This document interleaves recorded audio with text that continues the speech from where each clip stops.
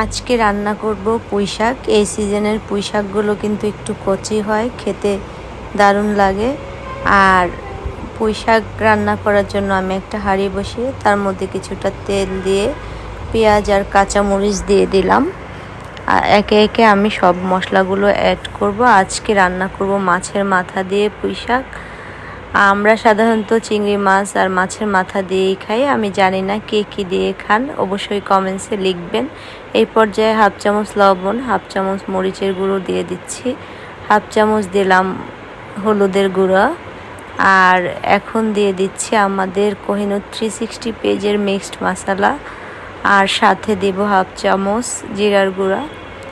এগুলো ভালোভাবে কষানো হলে পরে আমি দিব 1 চামচ রসুন বাটা, কারণ রসুন বাটাটা প্রথমে দিলে অনেক সময় পুড়ে যায়। এই পর্যায়ে আমি রসুন বাটাটা দিয়ে ভালোভাবে কষাচ্ছি মশলাটা, আর দেব হালকা একটু পানি যাতে মশলাটা পুড়ে না যায়।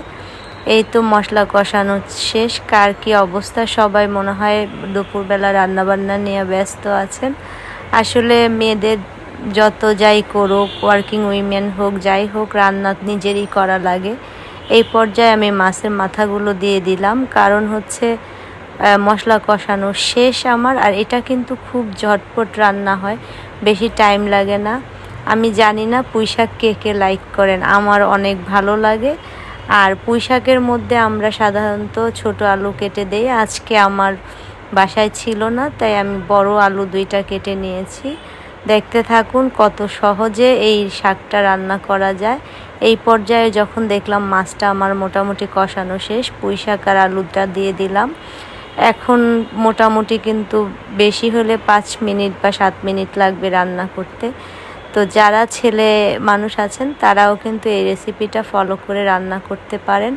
আর প্রত্যেকটা স্টেপ ফলো করে রান্না করলে খেতে কিন্তু দুর্দান্ত হয়। আর একটা হাসির কথা বলছি, আমি যখন পুঁইশাকটা রান্না করছি, আমার বাসার যে মেড ও বলছে যে আপা আমার দেখে এত লোভ লাগছে। এই তো আমার ফাইনাল লুক পুঁইশাক রান্নার।